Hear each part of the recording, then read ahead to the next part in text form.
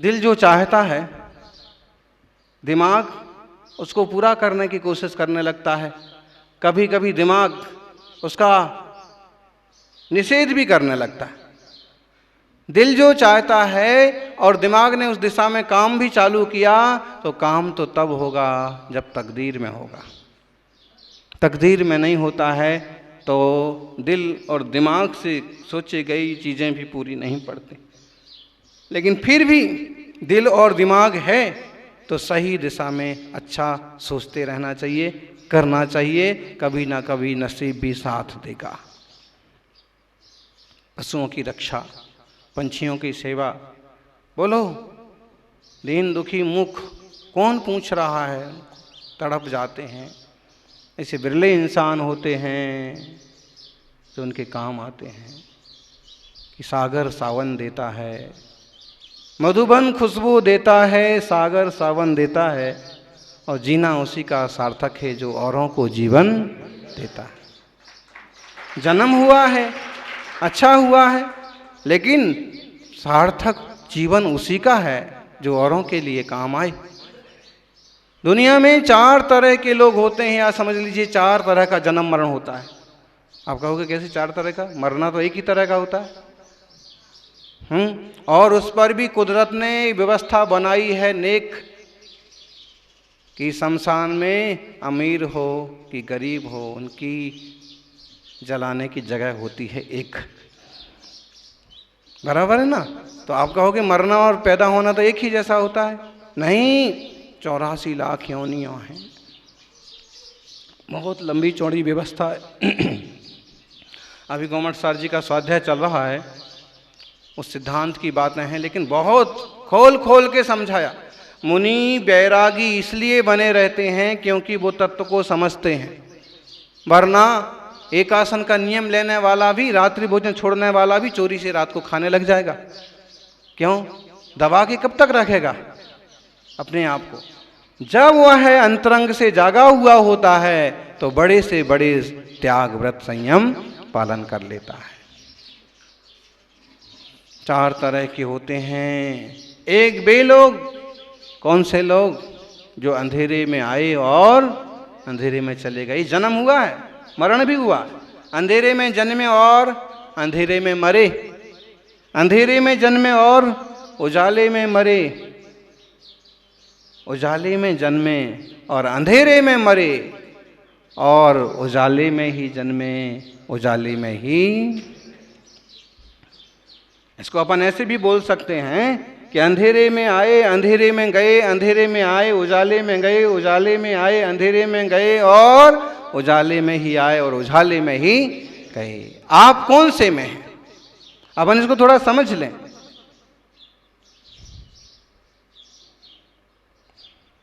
अपन कौन से में से? देखो, उजाले में आए, उजाले में गए, ये तो बहुत सीधा सा। तीर्थंकर महावीर स्वामी हैं, श्री राम जैसे सत्पुरुष हैं, उजाले में आए हैं, बढ़िया परिवार है, बुद्धिमान लोग हैं, प्रशस्त वातावरण है, खुद महान पुण्य प्रकृति लेके आए हैं, महापुरुष का चोला लेके आए हैं, उजाले में आए हैं, और गुरु भी वैसे मिले हैं, माँ बाप भी वैसे ही मिले हैं, और वैसे ही तपस्या, वैसे ही पुरुषार्थ, वैसे ही कार्य, वैसे ही मर्यादाएं, वैसे ही महाव्रत पाले, और उजाले में आए, उजाले में चले गए, सिद्ध हो गए, पार हो गए। और दूसरे तरह के लोग उजाले में आए, अंधेरे में गए। जैसे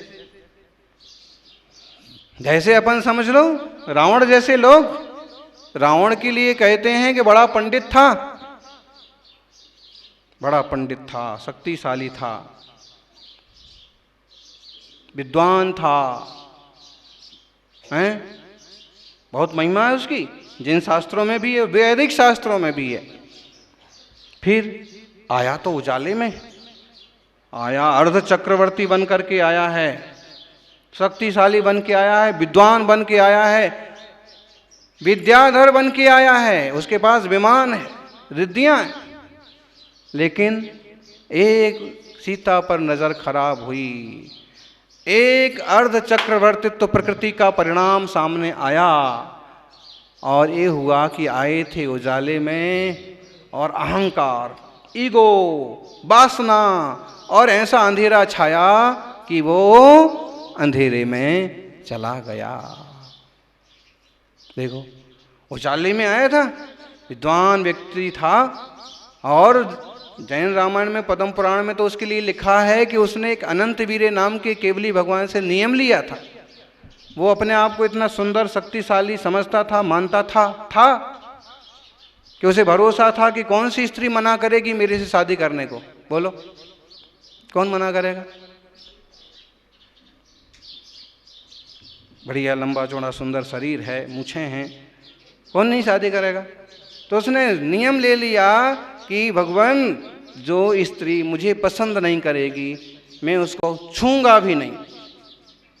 मतलब इतना बड़ा सम्राट है तो शादियां तो उसकी हो ही सकती हैं ज्यादा, लेकिन इसका नियम है क्या? छूंगा नहीं, उसके साथ गलत व्यवहार नहीं करूंगा। बताइए, अभी इसको तो मानना, कुछ तो मानिए, इसको 1000 साल 1500 साल पहले लिखा गया ये शास्त्र है, तो मतलब इसमें सच्चाई है कि उसने भी ऐसा नियम रखा था। और आज के आप, मतलब रावण का भी एक तरह से नियम है कि जब तक सीता या कोई स्वीकार ना करेगा तब तक मैं गलत हरकत नहीं करूंगा। और आज के रावणों का कर्म देख लो आप, दिन दहाड़े कैसे पाप कर रहे हैं, बताइए। हैं, अभी हाथरस की घटना हुई है, फिर अभी राजस्थान में भी 12 में एक घटना हुई है, फिर कैसी कैसी घटनाएं घट रही हैं। लोग, क्या इन लोगों की माँ बहन बेटियां नहीं होती हैं? क्या इनको इतना भी नहीं समझता है कि वस्तु व्यवस्था, समाज व्यवस्था, आपसी प्रेम और नियम धर्म क्या होता है? दुष्टता की हद, पहले खोटे कर्म, उसके बाद जीव के प्राण भी ले लिए। बताइए, अब यह है जो दुश्मनी बनती है ना, शास्त्रों में कहते हैं इस टाइप की दुश्मनी बनती है तो जन्म जन्म तक बैर चलता है। अभी जेल में सड़ेंगे सड़ेंगे, लेकिन जन्म जन्म तक पीछा करते। सीता और रावण का जो पुराना चरित्र है, पुराना मतलब पिछले भाव का, चूंकि रामायण में तो एक ही भाव बताया है, लेकिन पिछले भाव का, तो उसमें फिर ये आपने को मालूम पड़ता है कि रावण ने कभी सोचा था कि ये मिलना चाहिए मुझे, और वो विचार भरा भरा वो यहाँ सामने आ रहा। लेकिन उसको ऐसा संयोग मिला, ऐसा संदेश मिला कि वो एक अच्छा इंसान बन गया, तब करके भगवान बन गया। चंड कौशिक भयंकर क्रूर सर्प है, लेकिन महावीर स्वामी का सानिध्य पा करके वो एक अच्छा आत्मा बन गया। ऐसे अंधेरे में आए, उजाले में गए। और वे लोग, अपन भी कह सकते हैं, अपन जैसे अपन कहें गुरुदेव सन्मति सागर जी अंधेरे में आए, आदि सागर जी, शांति सागर जी, महावीर कीर्ति जी, या जो भी दिग्गज तपस्वी साधक जन हैं, अंधेरे में आए। अब कहो क्यों अंधेरे में आए? इसलिए क्योंकि पंचम काल में कोई भी जीव सम्यक दर्शन के साथ नहीं जन्मता है, माने भेद विज्ञान वाला कोई सम्यक दृष्टि यहाँ पैदा नहीं होता है। सबका जन्म जो होता है वो एक तरह से अज्ञान में ही होता है। बाद में कोई योग गुरु का सानिध्य मिला, व्यवस्थित मार्गदर्शन मिला, विवेक जागा, सत्संग पकड़ा, इसके लिए भी पुण्य लगता है, भाग्य लगता है। अच्छा है कि तुम्हारे दादाजी ने, मामा जी ने ये सब बना दिया, तुम लोग लाभ ले रहे, वरना लोग भटकते रह जाते हैं, सोचते ही नहीं है। लोग चाहते भी हैं कि हम कुछ स्पेशल करें, लेकिन उनको रास्ता नहीं सूझता। तो जैसे वो भी जिन माँ बाप से जन्मे, परिवार अच्छा था, धर्म था, लेकिन उस समय जो उनका जन्म हुआ है वो मिथ्यात्व प्रकृति के साथ हुआ। बाद में योग संयोग बने, अंधेरे से उजाले में आए, ऐसे तपस्वी बने, ऐसे ज्ञानी बने कि आज भी उनका जय जयकार हो रहा है। उसमें अपन भी कह सकते हैं, इन साधुओं को, माताजियों को भी कह सकते हैं, अंधेरे में आए हैं। आप देख लो, इसमें से अभी छोटे छोटे साधु हैं, बुजुर्ग साधु तो ठीक है, उनने नहीं देखा होगा इंटरनेट और इंडिया गेट और दुनिया भर का जो होता। क्या क्या बोल रहे थे आप? फेसबुक और इंस्टाग्राम। यहाँ तो 100 ग्राम 50 ग्राम जानते हैं ऐसा। तो अब इनकी बड़े लोगों की बात छोड़ दो, लेकिन युवा शक्ति भी इस मार्ग में आई है, तो ये अंधेरे में से उजाले में आए।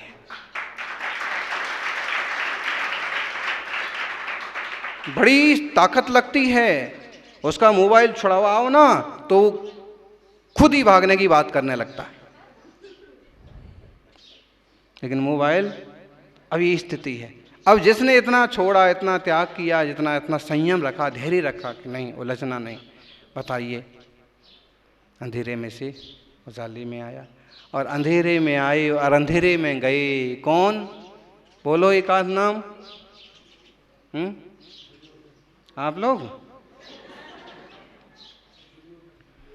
दुर्योधन बोल सकते हैं, दुशासन बोल सकते हैं। तुम्हारी कंस से क्या बुराई है, क्या झगड़ा हो गया है, हैं? अब चूंकि अपन जो नाम ले रहे हैं ना, इन महापुरुषों के बारे में दो दो मत हैं कि अंत में सुधर गए और निन्ने महान तपस्या की और पार हो गए, ऐसा भी कथन है। लेकिन फेमस ये है कि ये लोग सुधरे नहीं और बुरी तरह से मरे। और तो ये अंधेरे में तो आए, टेस में, गुस्से में, अहंकार में, ईगो में, इसमें ही आए और उसी में चले गए। अपन उनमें से बने कि भले अंधेरे में आए लेकिन उजाले में जाएंगे, कुछ बन के जाएंगे, कुछ करके जाएंगे। और आत्मा तो अजन्मा है ज्ञानी, आत्मा अजन्मा है। जन्म मरण ये तो सब कर्मों की, विकारों की देन है, नहीं तो शुद्ध। न जन्मम न मृत्युम न रोगम न शोकम न तंद्रा न मोहम। इसलिए ऐसे आत्मा की दृष्टि करें और अच्छे काम करें। जीवन में पछतावा करना छोड़ो, अच्छे काम करो। जीवन में पछतावा करना छोड़ो, अच्छे काम करो, उन्नति करो। कुछ ऐसा करो कि जीवन में तुम्हें छोड़ देने वाले पछताएं, तुम्हें ना पछताना। ऐसा कि सब मनोरंजन कर रहे हैं, लाभ ले रहे हैं, ठीक है। चिड़ियाँ भी उसका उत्सव मना रही हैं, सब खिड़की में बैठ करके, बालकनी में।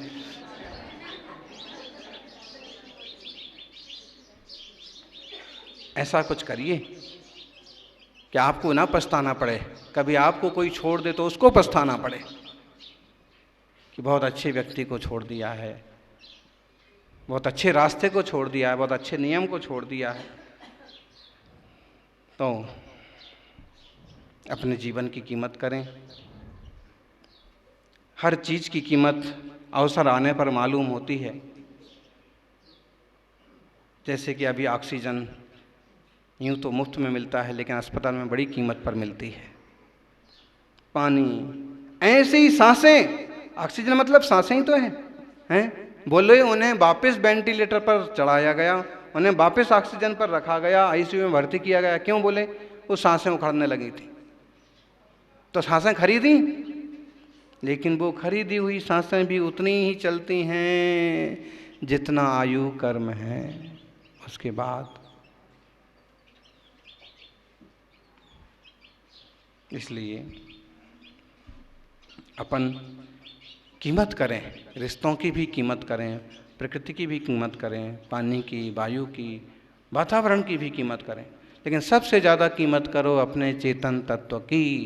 क्रोध ना हो, मान ना हो, मायाचारी ना हो, बैर विकार ना हो, सहज शांत जीवन हो, मंगलमय जीवन हो। इस तरह का पुरुषार्थ करिएगा।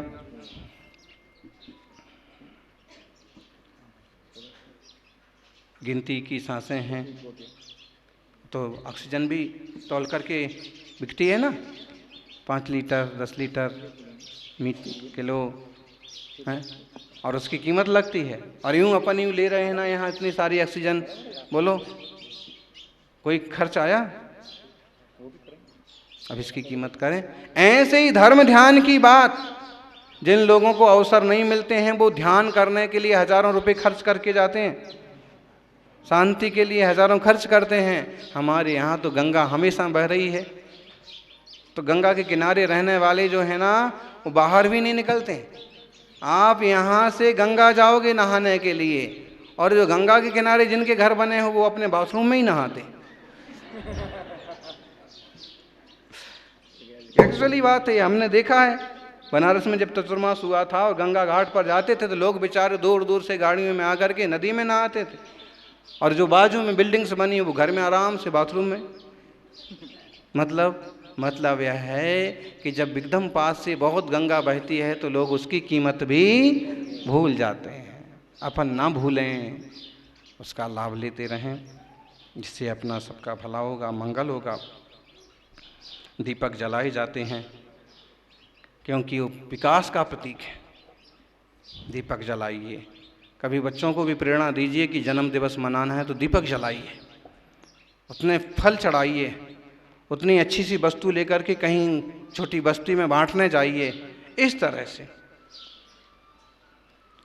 अनंत बार जन्म मरण हो गए, अब इस जन्म में ऐसा कुछ करें अपन कि मंगल हो, बार बार का जन्म मरण मिटे और अपने पूर्ण शुद्ध स्वभाव को अपन प्राप्त हों। जरा पाने की चाहत में बहुत कुछ छूट जाता है, थोड़ा थोड़ा पाने की चाहत में, जरा कुछ पाने की चाहत में बहुत कुछ छूट जाता है। न जाने सबर का धागा कहाँ पर टूट जाता है। किसे हमराह कहते हो? इस देह को हमराह कहते हो? साथ में रहेगा, आज खुशी मना रहे, फोटो लगा रहे। छोटे छोटे बच्चों ने इतने एल्बम बना के दिए हैं कि अगर उनको बाजार में रखा जाए तो 1000-2000 की कमाई हो जाए। अब इतने फोटो लगा दिए हैं तो फोटो कहीं साथ में आने वाले हैं क्या? कि किसे हमराह कहते हो? जरा पाने की चाहत में बहुत कुछ छूट जाता है। न जाने सबर का धागा कहाँ पर टूट जाता है। किसे हमराह कहते हो? यहाँ तो अपना साया भी। किसे हमराह कहते हो? यहाँ तो अपना साया भी। कहीं पर साथ रहता है, कहीं पर छूट जाता है, कहीं पर साथ रहता है, कहीं पर छूट जाता है। जय बोलिए 24 तीर्थंकर भगवान की जय।